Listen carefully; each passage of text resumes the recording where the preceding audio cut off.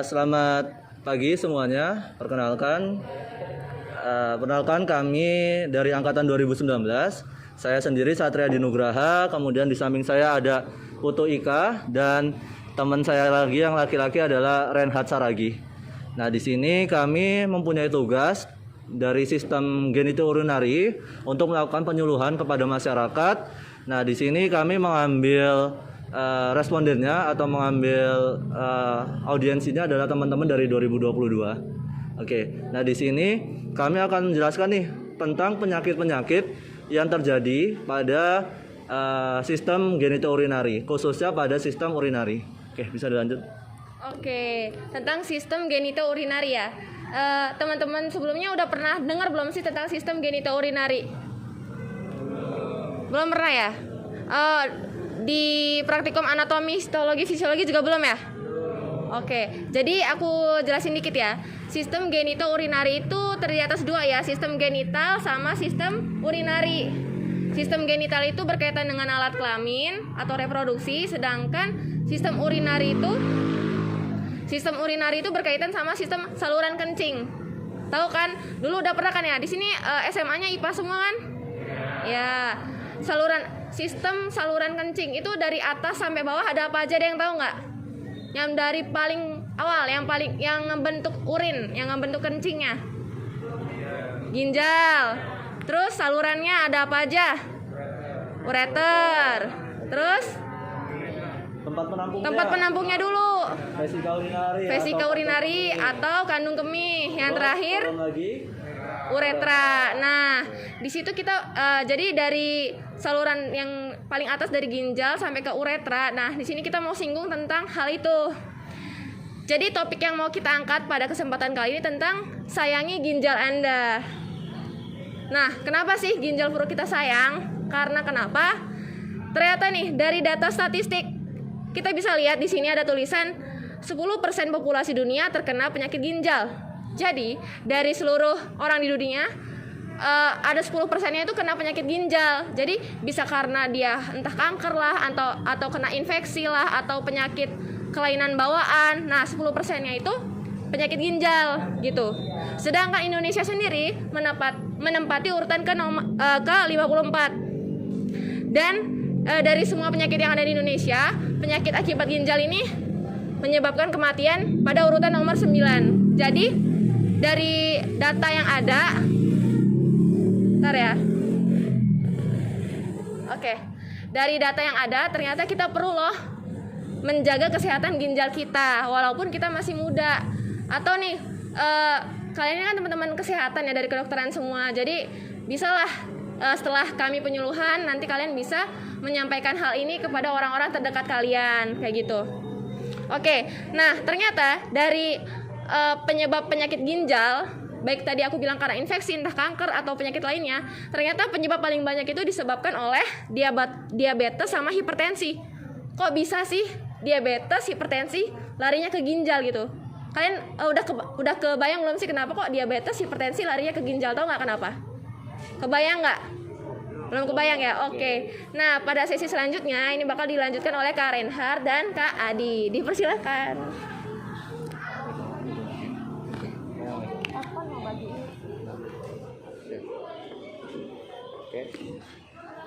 Oke, semuanya kedengaran? Oke, sebelumnya tadi kan udah dijelasin sama Kak Ika ya. Ada diabetes sama hipertensi. Oh ya, teman-teman sebelumnya nanti dapat snack dari kami. Bisa dimakan aja sambil makan juga nggak apa-apa biar santuy aja gitu. Udah pada lapar juga. Jadi itu ada diabetes sama hipertensi. Yang aku jelasin ini yang pertama itu hipertensi. Ada yang tahu belum hipertensi itu apa? Nah, bener. Hiper, tinggi, tensi, tekanan darah. Jadi tekanan darahnya tinggi. Oke, benar. Berarti tekanannya yang di dalam darah itu kan tinggi kan? Nah, kalau untuk dari kalian ini ada nggak yang menderita hipertensi? Kayaknya enggak ya, masih muda semua kayaknya enggak ya. Ada nggak yang punya keluhan pusing, terus lehernya sering kaku gitu? Nggak ada ya? Nah, oke. Kebetulan kalau keluarga ada yang menderita hipertensi, Ini biasanya paling sering banget nih karena penyakit yang paling banyak diderita oleh orang tua. lansia gitu. Nah, Mungkin jadi ada ya yang orang tuanya yang ini. oke. Jadi kalau untuk hipertensi ini penyakit yang paling umum terjadi pada kita, terutama itu penyakit-penyakit yang termasuk penyakit metabolik yang benar-benar dari kita, bukan dari kuman, bakteri, enggak, tapi memang dari kitanya. Jadi hipertensi, DM atau diabetes mellitus itu benar-benar gara-gara pola makan kita yang nggak sehat, gaya hidup kita yang nggak sehat, jadilah penyakit dari kita untuk kita. Itu salah satunya kenapa hipertensi ini paling umum terjadi pada kita. Nah, kalau untuk gejalanya sendiri, sebelum kita masuk pengaruh ke ginjal ya, gejalanya sendiri itu yang pertama ada sakit, tadi yang udah jelasin kakaknya, sakit di kepala, baru jantung berdebar-debar. Itu kan masuknya ke jantung, tekanan darah tinggi. Logikanya gini, jantung itu pompa darah. Ketika pompa darahnya terlalu kuat, itu jadi tekanan darah di dalam tubuhnya kencang juga. Makanya jantungnya bakal berdebar-debar. Gitu. Baru kalau penglihatan kabur, mudah lelah dan gelisah. Itu salah satu gejala hipertensi. Tapi ini enggak gejala pasti ya.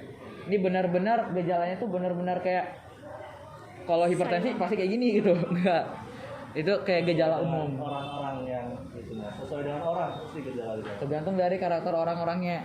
Nah, kalau untuk komplikasi dari hipertensi sendiri, karena ini kaitannya dengan tekanan darah, yaitu erat kaitannya dengan jantung yang udah saya jelasin tadi. Baru ada stroke. Stroke itu kan gara-gara gara pembuluh darahnya yang rusak di salah satu tubuh kita.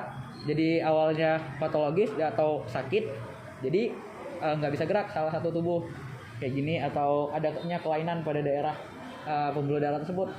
Baru gangguan saraf, baru retinopati atau kerusakan mata, baru yang terakhir gangguan fungsi ginjal yang udah dijelasin masuk ke penyakit sistem genitourinary. Jadi yang urinarinya kan tadi ada ginjal nih, ureter dan teman-teman ada ginjalnya. Jadi untuk gangguan ginjal sendiri itu masuk hubungannya dengan hipertensi. Logikanya di gini, ibarat kayak pembuluh darah tuh sebuah pipa, ya kan? Pipa vaskular itu pipa. Jadi ketika tekanan darahnya tinggi, berarti debit atau aliran dari dalam darah ke pipa itu kan gede juga kan, atau tinggi juga. Jadi kalau setiap aliran dalam pipa itu tinggi, pipanya, apalagi pembuluh darah kita itu tipis, jadi makin lama makin merenggang yang seharusnya nggak kayak gitu, jadi merenggang. Dan terutama pembuluh darah yang ada di ginjal itu merenggang juga, yang akhirnya bakal rusak. Kalau pembuluh darah udah rusak, nanti bakal masuk ke nekrosis.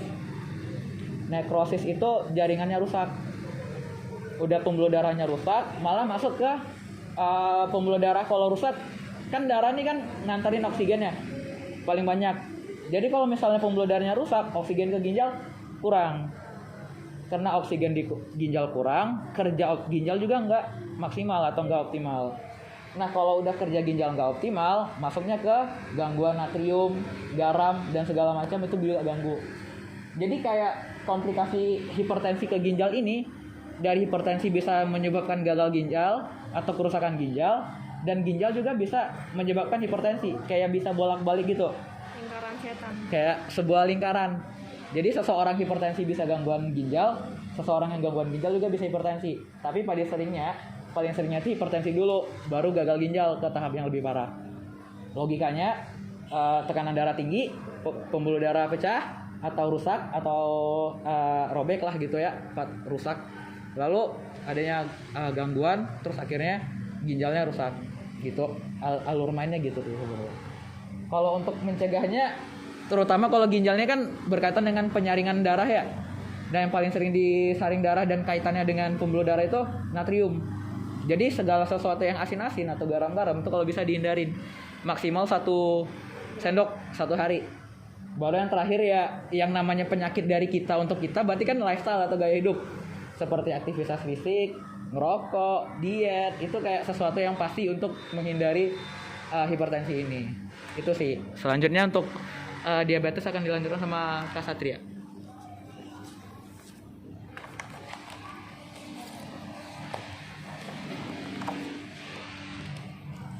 Oke, mungkin cukup jelas ya tadi tentang hipertensi. Jadi intinya tekanan darah itu tinggi pada pembuluh darah yang menyebabkan pembuluh darahnya akan rusak. Otomatis kalau pembuluh darah rusak pada bagian kepala, itu akan terjadi stroke.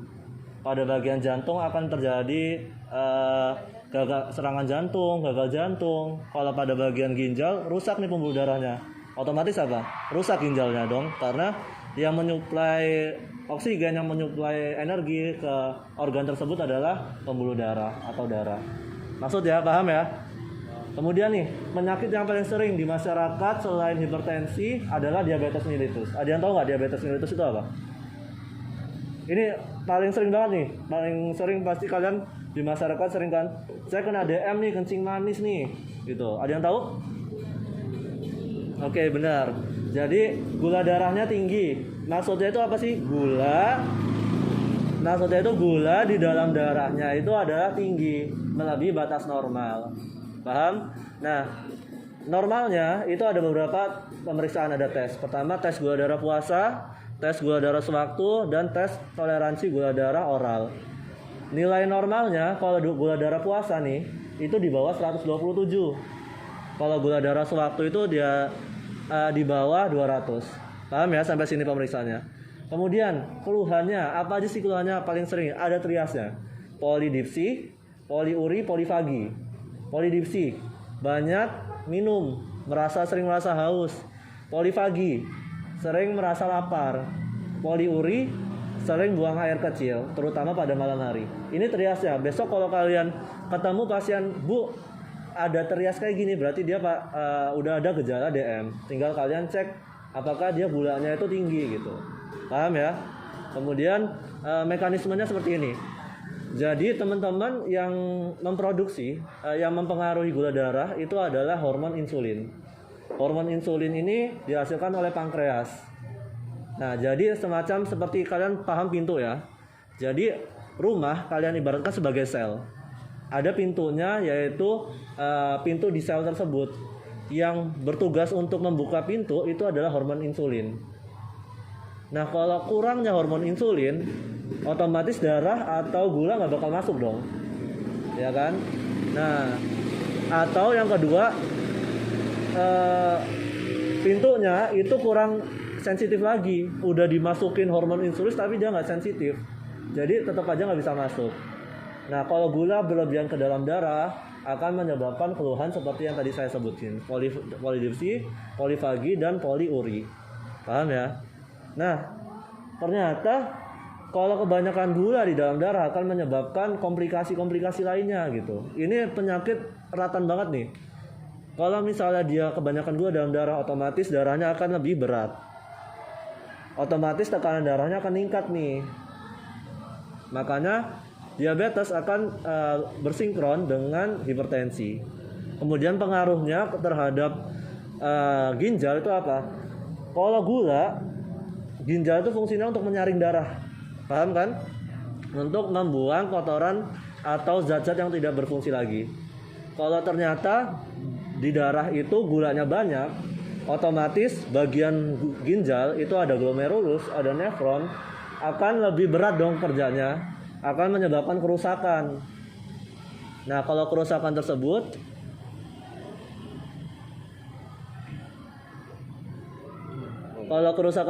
akan menyebabkan penurunan fungsi ginjal. Paham? Nah, kalau penurunan fungsi ginjal akan menyebabkan ginjalnya bermasalah dan menyebabkan penyakit-penyakit pada ginjal. Gitu dong. Paham ya sampai sini ya? Oke. Kemudian DM itu ada dua nih, DM tipe 1 dan tipe 2. Nah, kalau pada masyarakat umum itu paling banyak di DM tipe 2. Dia pintunya nggak sensitif atau hormon insulinnya kurang. Paham ya? Nah, untuk penanganannya itu apa aja sih? Yang pertama sama aja yang dijelasin kakak tadi. Ini penyakit dari kita untuk kita loh. Jadi yang perlu diperbaiki apa? Lifestyle. Pertama lifestyle, yaitu ubah gaya hidup, makan makanan yang baik. Kalau misalnya berat badan berlebih dikurangin, rajin olahraga, minum gulanya dikurangin, seperti itu. Paham? Paham ya? Oke. Nah, kenapa sih kakak milih diabetes dan hipertensi? Karena ini penyakit paling banyak di masyarakat, dan kalian nantinya sebagai dokter umum ini merupakan kompetensi 4A yang kalian benar-benar harus paham dari menegakkan diagnosis sampai tata laksana gitu. Jadi kalian harus benar-benar paham terkait diabetes dan hipertensi. Seperti itu ya. Oke, selanjutnya dilanjutkan oleh Kak Ika. Oke, dikit lagi ya guys. Jadi tadi kita udah belajar tentang penyakit yang istilahnya kayak nggak langsung menyerang ginjal atau saluran kemih ya. Tadi kan ada diabetes, hipertensi, tadi ada alurnya dulu tuh, makanya bisa ke ginjal. Nah, aku sekarang bahas yang langsung penyakitnya kena sistem urinari atau sistem kencing. Jadi namanya ada penyakit infeksi saluran kemih. Infeksi itu berarti kayak ada mikroorganisme gitu kan yang nyerang saluran kencing atau saluran kemih. Jadi infeksi saluran kemih ini itu dia paling sering terjadi pada wanita. Jadi di sini aku fokus utamanya ke wanita juga ya. Tapi selain wanita, pria juga bisa kena gitu. Kenapa wanita paling sering? Karena uretra atau saluran keluaran kencing wanita itu lebih pendek kan daripada laki-laki, ya kan? Nah, jadi karena saluran yang pendek itu bisa memudahkan bakteri itu lebih cepat masuk ke saluran kemih gitu. Nah, terus penyebabnya itu bisa banyak. Tapi terutama yang paling banyak itu ada bakteri Escherichia coli. Pernah dengar nggak bakteri E. coli yang ada di usus besar? Nah, kenapa sih kok bakteri di usus besar bisa sampai ke saluran kemih? Jadi kan kalau E. coli itu di usus, nanti ke anus gitu kan. Nah, kalau pada wanita biasanya kan cebok. Kalau misalnya salah arahnya atau dari anus itu kan yang belakang, uretra atau saluran kencing di depan. Kalau ceboknya kebalik dari belakang ke depan, nanti buat bakteri itu jadi bisa masuk ke saluran kencing kan, ya kan? Nah, kalau masuk nanti dia bisa naik. Nah, kalau naik nanti bisa dia si bakteri ini bisa menyerang saluran kencing yang lain kayak gitu. Nah, makanya dianjurkan kepada wanita. Tapi sih ini kayaknya kalian udah nggak asing ya. Cebok itu adalah dari depan ke belakang gitu. Nah, kemudian apa sih gejalanya? Gejala ini yang pertama, ada kayak rasa terbakar saat buang air kecil. Jadi kayak panas gitu. Terus yang paling sering itu kalau orang awam bilang anyang-anyangan. Ada yang pernah anyang-anyangan? Mungkin ya udahlah ya, ada lah ya. Nah, anyang-anyangan itu artinya kayak pingin pipis terus, tapi pas pipis kayak kecil gitu loh, cuma netes gitu, dan itu kayak rasanya sakit gitu. Jadi anyang-anyangan merupakan salah satu gejala dari infeksi saluran kemih, tapi nggak semua anyang-anyangan itu infeksi gitu. Nah, terus penanda ISK ya, singkatannya ISK. Jadi penanda ISK yang lain, airnya itu bisa berwarna keruh, jadi gelap banget. Atau kalau misalnya infeksinya sudah sangat parah, dia bisa menyebabkan pendarahan gitu, jadi sampai luka. Terus sering ngerasa capek, dan kalau misalnya infeksinya udah sampai ke ginjal, dia bisa menyebabkan demam atau menggigil yang parah gitu. Nah, terus gimana sih cara mencegah ISK atau infeksi saluran kemih? Jangan menahan buang air kecil. Jadi kalau misalnya udah ngerasa penuh, segera dibuang, karena kalau misalnya kelamaan, nanti urin yang ada di dalam kantong kemihnya itu bakal bisa kemasukan sama bakteri gitu. Jadi normalnya urin yang normal itu ya sebenarnya itu tuh nggak ada bakteri gitu loh. Tapi karena dia melewati saluran kencing, jadinya ada bakterinya gitu. Terus nah, untuk yang wanita, hindarkan produk kewanitaan yang beraroma atau kayak terlalu sering lah pakai produk-produk pembersih gitu. Kenapa? Karena nanti kalau misalnya terlalu sering pakai produk-produk tersebut, bakteri yang normalnya istilahnya flora normal lah, bakteri yang sehatnya mati, jadinya nggak bisa ngelawan bakteri yang jahat gitu. Terus, nah bersihkan ini sebelum sudah seksual, ya udah nggak ya, sama jaga daerahnya untuk selalu kering, jadi jangan lembab, dan juga banyak konsumsi air minum. Jadi normalnya itu satu hari berapa liter? 2 liter ya. Jadi supaya saluran kencingnya itu istilahnya lebih mudah untuk mengalirkan urin gitu. Oke, kira-kira itu ya sekilas tentang infeksi saluran kemih. Ada yang mau ditanyain nggak? Nah gitu ya. Jadi buat teman-teman yang pria juga bisa nih disaranin kepada adik-adik ceweknya atau kakaknya atau ibunya tentang tadi nih. Kira-kira kalau ada gejala ini nih berarti ada tanda-tanda infeksi nih gitu. Terus kebiasaan yang kayak gini nggak boleh dilakukan nih supaya mencegah terjadinya infeksi kayak gitu kira-kira. Oke, jadi udah paham ya ada 3 penyakit nih yang bisa mempengaruhi kesehatan ginjal. Nah, dari ketiga penyakit tersebut kita perlu aware, kita perlu perhatian khusus supaya terhindar dari penyakit tersebut. Nah, apa aja sih pencegahannya untuk kesehatan ginjal? Yang pertama, tadi udah dikasih tahu Kak Ika, perbanyak minum air putih. Ini penting banget karena kalian bayangin ya, lagi disaring tapi airnya kurang. Yang untuk melancarkan itu kurang, otomatis kerjanya makin berat. Kemudian yang kedua, mengatur pola makan yang rendah lemak, rendah garam-garaman, itu sangat penting gitu. Rendah minyak itu sangat penting. Kemudian yang ketiga, hati-hati mengonsumsi obat-obatan yang tanpa resep dokter. Karena ada obat-obatan yang mengindus kerusakan pada ginjal. Yang keempat adalah hindari merokok. Ini penting banget nih. Karena banyak orang-orang yang belum aware tentang merokok. Yang kelima ada hindari stres. Dan yang terakhir rutin periksa ke dokter. Dan satu lagi periksa dari saya adalah kurangi berat badan yang ideal dan rutin olahraga. Mungkin itu aja dari penyuluhan yang kami sampaikan. Saya tanya kepada teman-teman, ada yang mau bertanya untuk 3 penyakit tadi yang sudah kami jelaskan? Oke, mungkin kalau nggak ada aku izin nambahin dikit ya. Jadi walaupun tadi kita sudah menyampaikan beberapa tanda gejala, jadi kalian jangan self diagnosis ya. Aduh, aku gejalanya ini berarti aku diabetes, berarti aku hipertensi, berarti aku infeksi. Jangan. Jadi kalian tetap perlu periksakan ke dokter gitu. Terus jangan, aduh infeksi berarti ada bakteri, berarti aku perlu antibiotik nih. Jangan juga, karena kalian kalau beli antibiotik tanpa resep dokter itu justru buat bakteri yang ada di tubuh kalian tuh tambah resisten. Tahu ya? Oke, jadi mungkin itu tambahan dari aku. Mungkin langsung ditutup. Oke.